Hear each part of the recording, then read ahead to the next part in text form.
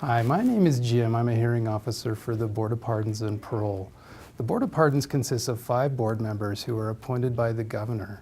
The Board of Pardons is a separate agency from the Department of Corrections. Corrections is a large agency, and the Board of Pardons is a much smaller agency. Besides the board members, there are 10 hearing officers and a number of support staff who work together to prepare for the hearings that we conduct. The board decides how long people serve in prison. They're the release authority in the state of Utah, and they decide how long people will spend in prison prior to being released. Since there's only one person who conducts the hearings, it usually takes about 2 to 4 weeks after a hearing before the final decision is made about whether or not to parole somebody and how much time they should serve before they get out. In Utah, we have what's called indeterminate sentencing, and what that means is that when a judge sends someone to prison, it's for a number of years. It can be anywhere from 0 to 5 years, 1 to 15 years, or 5 years to life, depending on if it's a third, second, or first-degree felony. After someone is sentenced to prison, the board follows a schedule about when that they will see the inmate for the first time, and that's called an original hearing. The board will notify the inmate about a month after he or she is sentenced to prison, and will tell them what month they will see the board. We also maintain a schedule on our website, so about a month prior to the hearing, you can go to our website, which is bop.utah.gov, and see a list of when your inmate may be having his or her hearing.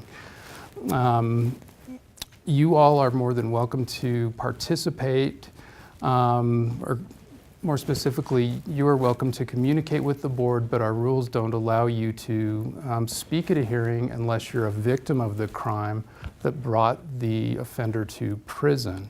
One thing that the board uses in order to be consistent in their decision making is we use what's called a matrix system. And so every offender who comes to prison gets a score that translates into a number of months. And the board uses that as a tool or a starting point to determine what an appropriate length of sentence for that offender may be.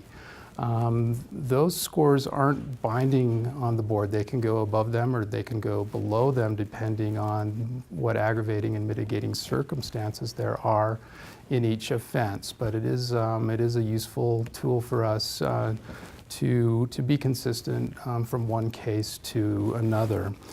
Every inmate gets credit for time served when they come to prison, and so if someone has spent time in jail, they've already done that time when they see the board, and that's factored into how long they might expect to serve. Once the board makes its decision, they will send a written copy of that decision to the inmate.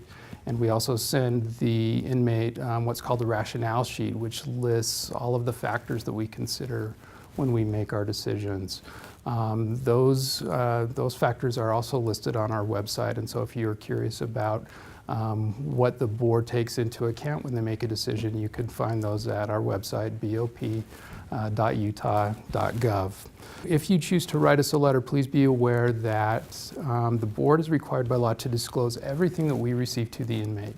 And so if you write a letter, you should understand that the inmate will get a copy of your letter. That also ensures, though, that they have all of the information that the board has when making a decision, and that's out of fairness to them. After the board makes a decision, if the offender gets a release date, an inmate can receive time cuts for programming that they do at the prison. And so I would encourage each inmate to speak to their case manager about what programs are available to them, so that once they have a release date, so that they might look further into getting a time cut. Once someone is released, it can be to parole, or it could be a termination. If they're paroled, then they will have a parole officer. If they're terminated, that would mean they're just released to the street without any kind of supervision. For those who are on parole, they can be returned to prison on a warrant if they are found to be in violation of their conditions or if they're charged with a new crime. Currently, the board conducts hearings at two different facilities, at the Utah State Prison in Draper and at the Central Utah Correctional Facility in Gunnison. Some hearings are done on video, and so it's possible that your loved one's hearing will be done remotely, as some inmates are in county jails, and the board official will go to either one of those two prisons. And so it's possible that you would go to one of the prisons, but your inmate would be seen at a jail via a teleconference. All of our hearings are open to the public, and so you are more than welcome to attend. If you want to communicate with the board, I would encourage you to write a letter prior to the hearing, and please keep in mind that everything that the board receives is subject to disclosure to the offender. They receive everything that we have in our files, and so be aware that your inmate will read anything that you submit to the board. If you are a victim of the crime that brought the offender to prison, then you would be allowed to speak at the hearing. Otherwise, you would just be able to attend and be there in the audience. It normally takes the board about 2 to 4 weeks following a hearing before they make a final decision.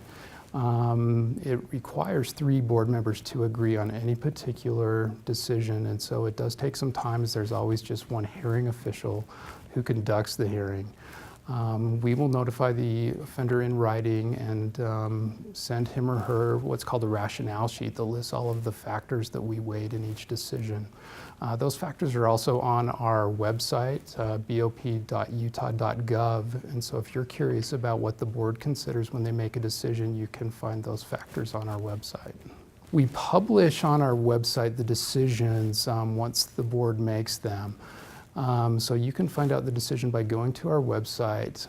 You might also find it simpler to simply call our office, and you're free to do that anytime to learn the status of your inmate, and our telephone number is 801-261-6464. It may be helpful if you have the offender number available, and we'd be glad to look up that decision for you at any time.